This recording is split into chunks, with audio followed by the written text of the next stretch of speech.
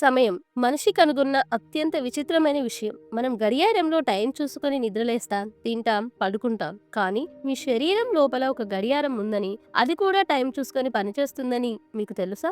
దాన్ని biological clock అంటారు. ఈ ఆధునిక ప్రపంచంలో మనం యంత్రాల కంటే వేగంగా పరిగెడుతున్నాం. కానీ ఈ పరుగులో మనం మన శరీరాన్ని పట్టించుకోవడం మర్చిపోయాం. అందుకే 30 ఏళ్లకే షుగర్, 40 ఏళ్లకే క్యాన్సర్, 50 ఏళ్లకే గుండెపోటు. ఎందుకు?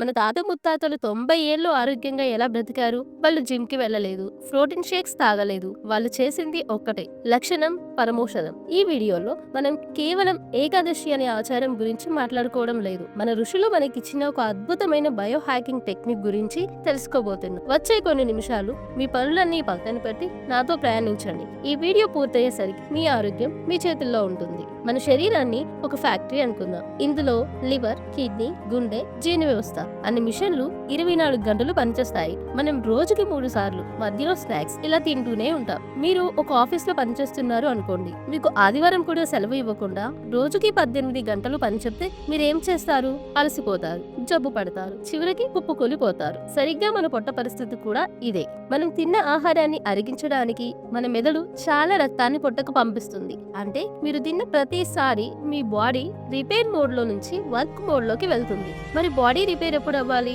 లోపల ఉన్న డ్యామేజ్ ని ఎవరు సరిచేయాలి? ఇక్కడే మన పూర్వీకులు ఒక రూల్ పెట్టారు. 15 రోజులకి ఒకసారి, అంటే ఒక పక్షానికి ఒకసారి ఈ ఫ్యాక్టరీని ఆపేయాలి. అప్పుడే ఆ మిషన్లు చల్లబడతాయి. అదే ఏకాదశి. ఈ 10 నిమిషాల్లో మనం తెలుసుకున్నది ఏంటంటే, ఉపవాసం అనేది దేవుడి కోసం చేసే త్యాగం కాదు. అది మన శరీరం అడుక్కుంటున్న విశ్రాంతి. చాలా మంది అంటారు ఇవన్నీ మూఢనమ్మకాలు, సైన్స్ కాదు అని. వాళ్ళ కోసం ఒక పేరు చెప్తాను. యోషినోరి ఒసుమి 2016లో మెడిసిన్ లో నోబెల్ ప్రైజ్ గెలుచుకున్న శాస్త్రవేత్త. ఆయన కనుగొన్నది ఏకాదశి ఉపవాసం గురించే అని చెప్తే మీరు నమ్ముతారా? అవును, సైన్స్ భాషలో దాన్ని ఆటోఫాజీ అంటారు. ఇప్పుడు నేను చెప్పేది శ్రద్ధగా వినండి. మనం ఇల్లు శుభ్రం చేయకపోతే దుమ్ము ఎలా పేరుకుపోతుందో మన శరీరంలోని కణాల్లో కూడా మెటబాలిక్ వేస్ట్ పేరుకుపోతుంది. చనిపోయిన కణాలు, డ్యామేజ్ అయిన ప్రోటీన్లు, క్యాన్సర్ కి దారితీసే కణాలు, ఇవన్నీ మన బాడీలోనే తిరుగుతూ ఉంటాయి. మనం ఎప్పుడైతే ఉపవాసం ఉంటామో, ముఖ్యంగా 12 నుండి 16 గంటలు దాటిన తర్వాత మన శరీరంలో గ్లూకోజ్ నిల్వలు అయిపోతాయి. అప్పుడు బాడీకి ఎమర్జెన్సీ సిగ్నల్ వెళ్తుంది. ఆహారం లేదు, శక్తి కావాలి, ఏం చేయాలి అని బాడీ ఆలోచిస్తుంది. అప్పుడు మన మంచి కణాలు వేట మొదలు పెడతాయి. లోపల ఉన్న చెత్తని, పనికిరాని కణాలని వెతికి పట్టుకొని తినేస్తాయి. దాన్ని రీసైకిల్ చేసి శక్తిగా మార్చుకుంటాయి. ఈ ప్రక్రియనే ఆటోఫాజీ అంటారు. అంటే మీరు ఉపవాసం ఉన్న ఒక్కరోజు మీ శరీరం లోపల ఒక మహాయజ్ఞం జరుగుతుంది. క్యాన్సర్ రాకుండా, జబ్బులు రాకుండా మీ శరీరం తనని తాను శుద్ధి చేసుకుంటుంది. దీనికి మందులు లేవు, ఆపరేషన్లు అవసరం లేదు. కేవలం కడుపు ఖాళీగా ఉంచితే చాలు. ఇదే ఆటోఫాజీ. ఇదే ఏకాదశి పరమార్థం. సరే, ఉపవాసం మంచిదే, కానీ ఎప్పుడో అప్పుడు ఉండొచ్చు కదా. ఖచ్చితంగా ఏకాదశి నాడే ఎందుకు? దీనికి సమాధానం ఆకాశంలో ఉంది. చంద్రుడు. చంద్రుడికి మన మనసుకి విడదీయరాని సంబంధం ఉంది. సముద్రంలో అలలు ఎందుకు వస్తాయి? చంద్రుడి ఆకర్షణ శక్తి వల్ల. పౌర్ణమికి, అమావాస్యకి సముద్రం ఎలా ఉప్పొంగుతుందో మన శరీరం కూడా అలాగే రియాక్ట్ అవుతుంది. ఎందుకంటే మనలో కూడా 70% నీరే ఉంది. పౌర్ణమి, అమావాస్య రోజుల్లో భూమిపై వాతావరణ పీడనం మారుతుంది. దీనివల్ల మన శరీరంలో, మెదడులో కూడా ఒత్తిడి పెరుగుతుంది. గమనించండి, పౌర్ణమి రోజుల్లో మనకి కోపం ఎక్కువ వస్తుంది, లేదా ఎమోషనల్ గా డిస్టర్బ్ అవుతాం. పిచ్చి వాళ్ళకి ఆ రోజుల్లో పిచ్చి ముదురుతుంది. ఈ ప్రెజర్ ని తట్టుకోవాలంటే బాడీలో నీటి శాతాన్ని కంట్రోల్ చేయాలి. పౌర్ణమికి 4 రోజుల ముందే, అంటే ఏకాదశి రోజు గనుక మనం ఆహారం తగ్గించి బాడీని డిహైడ్రేట్ చేస్తే పౌర్ణమి నాటికి మన బాడీ బ్యాలెన్స్ అవుతుంది. మన ఋషులు ఎంత అద్భుతమైన సైంటిస్టులు అర్థమైందా? వాళ్ళు గ్రహాల గమనాన్ని, మన ఆరోగ్యాన్ని ముడిపెట్టారు. సైన్స్ ని పక్కన పెడితే మన పురాణాల్లో ఏకాదశి గురించి ఒక అద్భుతమైన కథ ఉంది. ఇది కేవలం కథ కాదు, మనలోని పాపాలని ఎలా జయించాలో చెప్పే మార్గం. మురాసురుడి అరాచకం. కృతయుగంలో మురాసురుడు అనే ఒక బలవంతమైన రాక్షసుడు ఉండేవాడు. అతను సాక్షాత్తు ఇంద్రుడిని ఓడించి స్వర్గాన్ని ఆక్రమించుకున్నాడు. దేవతలందరినీ భూలోకానికి తరిమేశాడు.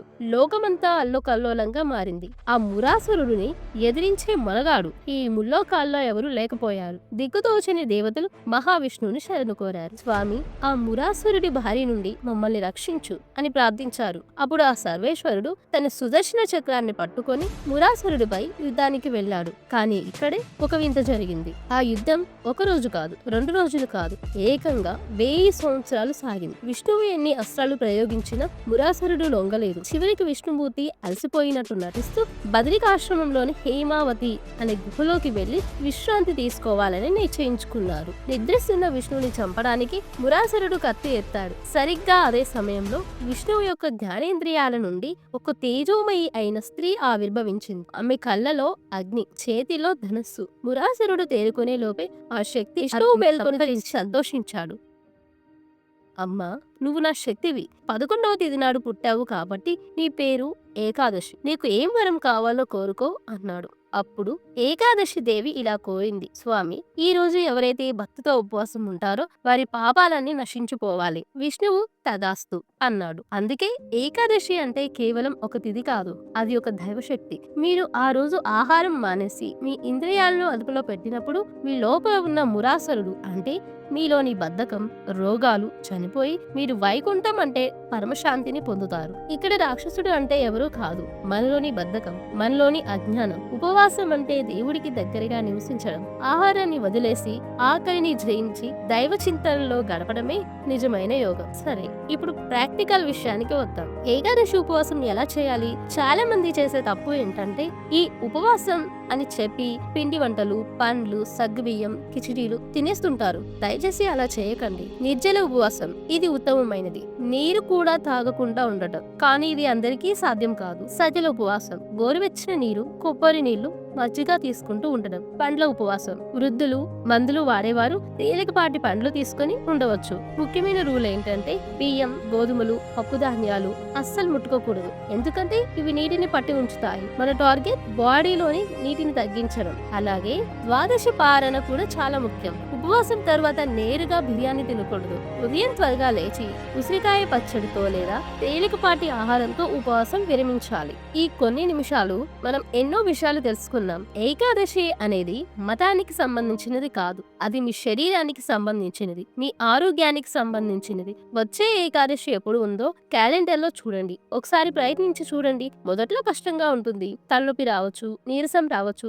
అది మీ బాడీలో ఉన్న విష పదార్థాలు బయటకు పోతున్న లక్షణం. భయపడకండి. 2-3 సార్లు చేస్తే మీరే ఆ మార్పును గమనిస్తారు. తేలికగా అనిపిస్తుంది, ఎనర్జెటిక్ గా అనిపిస్తుంది. మన సాంప్రదాయంలో ఉన్న సైన్స్ ని నలుగురికి చెప్పండి. ఈ వీడియో మీకు ఉపయోగపడితే మీ కుటుంబ సభ్యులకు చూపించండి. ఆరోగ్యం మన చేతుల్లోనే ఉంది.